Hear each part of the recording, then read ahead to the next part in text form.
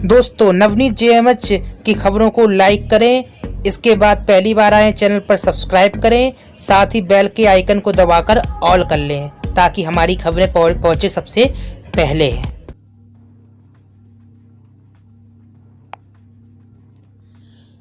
नमस्कार, स्वागत है आप सभी लोगों का आपके अपने चैनल में। मेरा नाम है नवनीत जेएमएच। यहाँ पर एक खबर आप देख रहे होंगे जिसमें लिखा है खत्म होगा पोषाहार के नाम पर घटिया अनाज खपाने का खेल। ये खबर जो है प्रकाशित हुई उत्तर प्रदेश के लखनऊ से। इस खबर में बहुत ही अहम जानकारी, साथ ही आपको बता दें दूसरी बड़ी खबर भी निकल कर आई है, उसके बारे में भी हम जिक्र करेंगे। पहली खबर जो है उत्तर प्रदेश के लखनऊ से है। देखिए, प्रदेश के आंगनबाड़ी केंद्रों पर पोषाहार बांटने के नाम पर घटिया अनाज खपाने का खेल अब खत्म होने वाला है। सरकार ने अब मानकों के मुताबिक ही उच्च गुणवत्तापूर्ण पोषाहार वितरण की व्यवस्था सुनिश्चित करने का फैसला किया है। इसके लिए पोषाहार आपूर्ति से पहले food security standard of India यानी कि FSSAI से लाइसेंस लेना अनिवार्य कर दिया गया है। तो वाकई में बहुत अच्छी बात है। इससे होगा कि जो पोषाहार की गुणवत्ता में सुधार नहीं हो पाता था और पोषाहार जो है गुणवत्तापूर्वक नहीं आ पाता था, अब जो है food security standard of India से लाइसेंस लेना अनिवार्य होगा और लाइसेंस लिए बिना जो है पोषाहार की आपूर्ति नहीं हो पाएगी। और इस संबंध में केंद्रीय बाल विकास मंत्रालय ने नई गाइडलाइन जारी कर दी है और नई गाइडलाइन के अनुसार प्रदेश में यह व्यवस्था को लागू करने की कवायद भी शुरू कर दी गई है। गौरतलब हो कि केंद्र सरकार ने पिछले महीने मुख्य सचिव को एक पत्र भेजा था।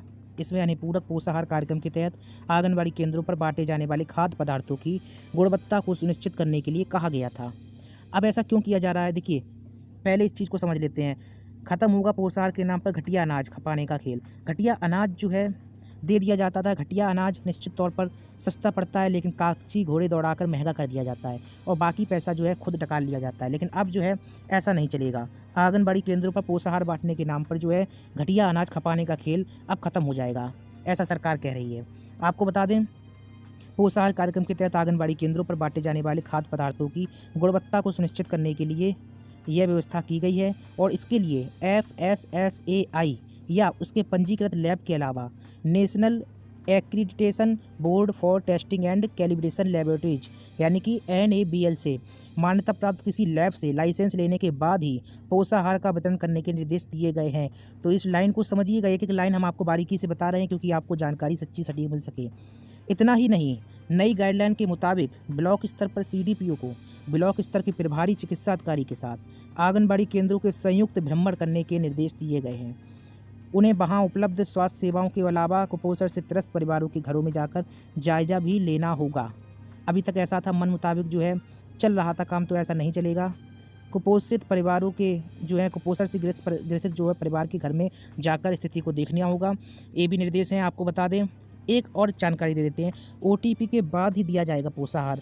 OTP जैसे ही आप सुनते होंगे तो आपको बिहार राज्य की याद आ जाती होगी। निश्चित तौर पर जो हमारे दर्शक हैं, पुराने दर्शक हैं, लगातार चैनल को देख रहे हैं, तो उन लोगों को पता होगा। नए दर्शकों से अनुरोध है कि चैनल पर पहली बार आए तो सब्सक्राइब करके बेल को दबा लीजिए, उनको लगातार खबरें सच्ची सटीक मिलती रहेंगी। साथ ही लाइक और शेयर जरूर करिएगा।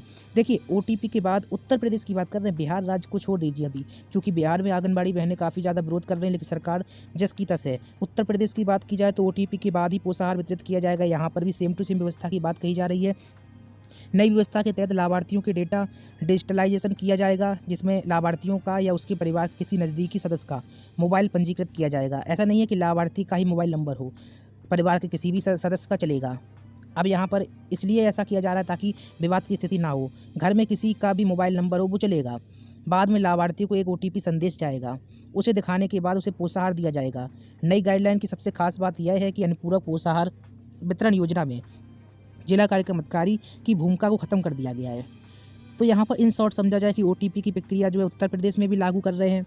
अब सवाल यहाँ पर यह है कि वही बात आ जाती है जो बिहार में आंगनबाड़ी कर्मी कह रहे हैं, उत्तर प्रदेश में भी कहीं ना कहीं आगे की विवाद की स्थिति छिड़ सकती है।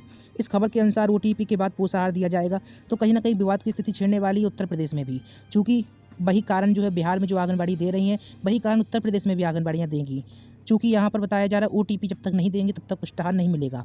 OTP का मतलब क्या होता है? One time password. जो पासवर्ड आता है इससे वेरीफाई होता है कि लाभार्थी को ही जो है पुष्टाहार दिया जा रहा है जो वाकई में पात्र है और भ्रष्टाचार नहीं हो रहा है, ऐसा कहा जाता है। तो परिवार में किसी सदस्य का हो जिसके पास OTP जाए, आप लोगों को मालूम होगा reserve bank of India guideline है कि अपना OTP किसी को मत बताएं, चाहे जितना सगा क्यों ना हो।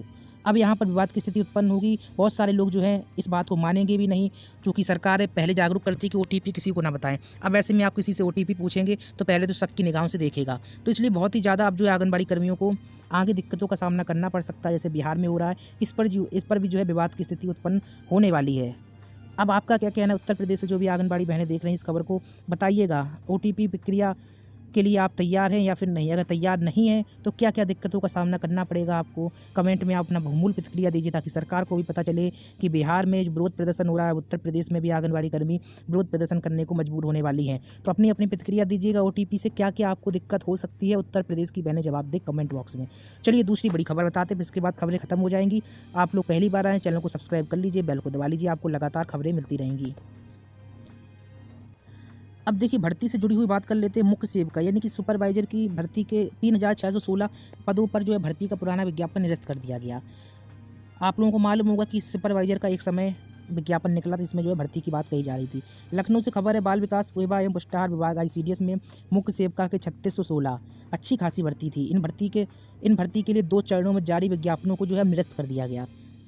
आवेदन करने वाले अभ्यर्थियों को 60 दिन में जमा शुल्क वापस देने के निर्देश दिए। खैर, यहाँ पर अच्छी बात है कि जो आवेदन किए गए थे जिन्होंने, उनका पैसा वापस मिल जाएगा 60 दिनों के अंदर, यानी 2 महीनों के भीतर उनका पैसा वापस मिल जाएगा।